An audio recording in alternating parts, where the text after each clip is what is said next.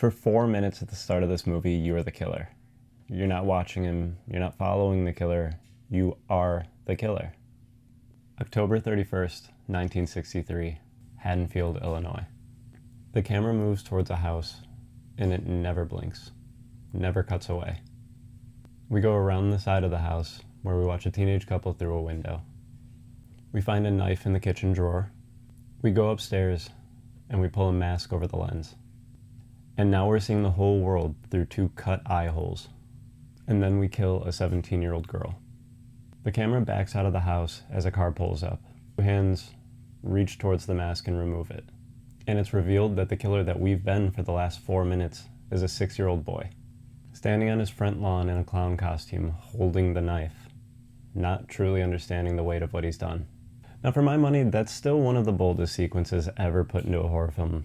And tonight I want to talk about why it works, not just that it does. I think everybody agrees that Halloween is a great movie. That's the easy part of the conversation. The hard part is that I think it's great for the opposite of the reason that people think.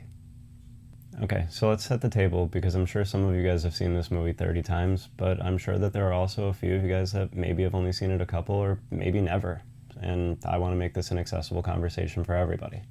John Carpenter, working with a budget of somewhere around, I think, $300,000, which, like, even in 1978, that's not a lot of money, co-writes a film with Deborah Hill called Halloween.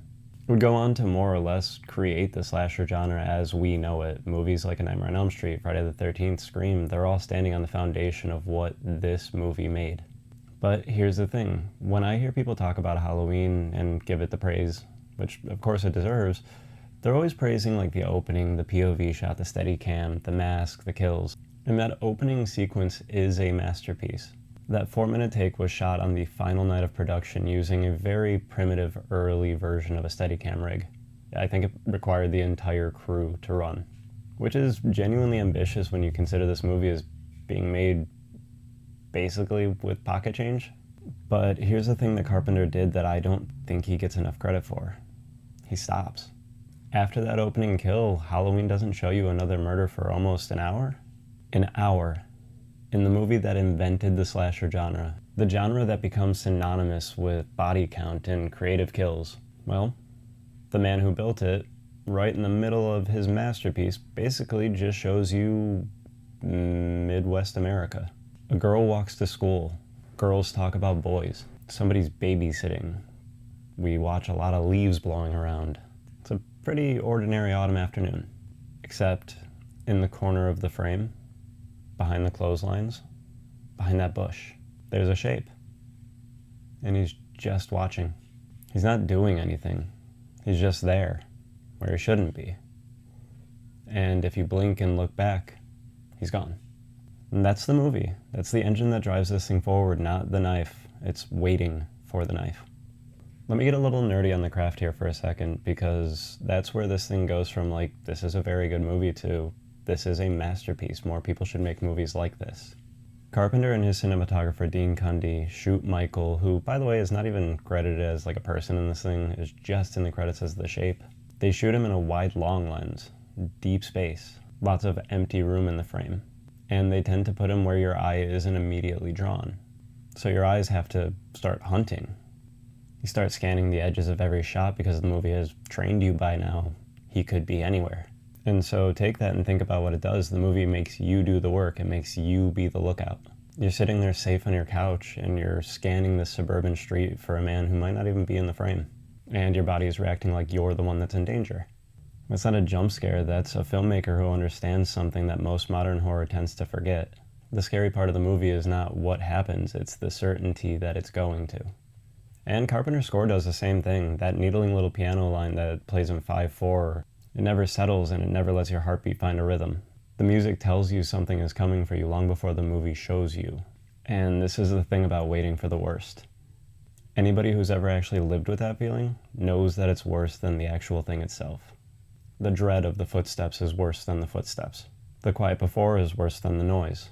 You learn to read the room and watch the corners and know that something is coming. And you carry that with you long after you've left that room.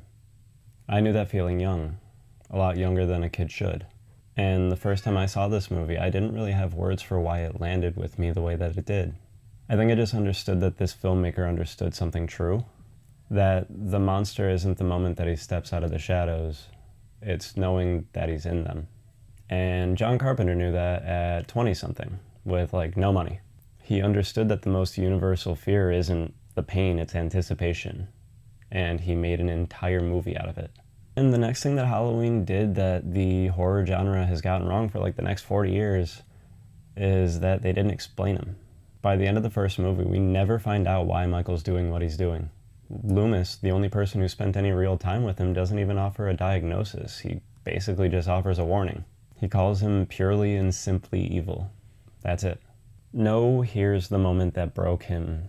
At 6 years old, he grabbed a knife, killed his sister, and then at 21, he came back, and they don't explain to us why. And that's why he's terrifying.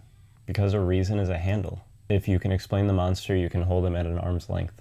You can tell yourself, that won't happen to me, I'm not like that, my life is different. The second that you understand why evil happened, you've put a fence around it. And Carpenter refuses to give you the fence. Michael isn't a man with a motive. He's the shape. He's the thing that's just out there in the dark. And it doesn't need a reason, and it doesn't stop, and there's no negotiating with it. And that's why the movie ends the way that it does, Laurie saying that was the boogeyman. And Loomis looks out the window where the body should be and says, as a matter of fact, it was. And then Carpenter does just about the most unsettling thing he's done in the entire movie. He takes you back into all of the filming locations, everywhere Michael's been. All of these ordinary places changed forever by evil. And on top of all of that, all you hear is Michael's breathing. He's not anywhere, which means he's everywhere. You can't kill the boogeyman because the boogeyman was never the man in the mask. It's the dark itself. And here's where I get a little cranky, and feel free to tell me in the comments if you think that I'm wrong or if you disagree with me. We don't make them like this anymore, and I don't believe that it's because filmmakers have gotten worse. If anything, I would argue the opposite. I think it's because waiting got expensive in an attention economy.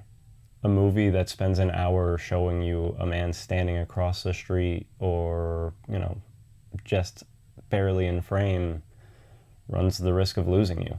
So horror got faster and louder. More kills, more gore, more backstory, more lore. Cinematic universe comes to mind. And the unfortunate truth is that every one of those mores is a fence.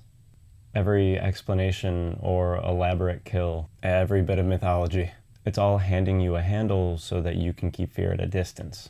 Halloween doesn't hand you anything. It just makes you sit and watch and wait. And that's why a movie made with $300,000 back in 1978 is still scarier than anything being made today with like 100 times the budget. It understood that fear isn't something that you show people. It's something that you make them wait for. I saw this movie when I was 4 years old. Now maybe that's a little too young, and definitely don't tell my wife how young my daughter will be when I show it to her for the first time, but it's the truth. It's where all of this started for me. Not just the love of horror, but my love for movies. It can all be traced back to this movie. I'll be honest with you guys, for a few years, I didn't stick around in the horror community. For a long stretch of my life, I drifted away from horror. You go chasing other things, but I came back. When I needed someplace to go, this room was still there. And I don't think that that's an accident. I think horror was honest with me about being scared back before I had words for it. And so when I was grown and I did have the words for it, I feel like this all just felt familiar. I think that the movies that tend to stick with us aren't necessarily the ones that scare us, but the ones that understand us. The ones that can say something true about what it actually means to be a human. For me, this is one of those, and I think it always will be. And getting to sit here in my 30s and make this, for that little kid who found it first, I think that's about as good as it gets. So, that's my Halloween, and for my money, that's why this movie will probably always be my favorite. So, tell me what you think down below. Am I wrong in thinking that waiting is the right move, or was the genre right to speed things up? And if there's a movie that did this for you, that understood you before you had the words, please let me know down in the comments. I genuinely want to talk about it. This has been Deep Red Pictures. Thank you.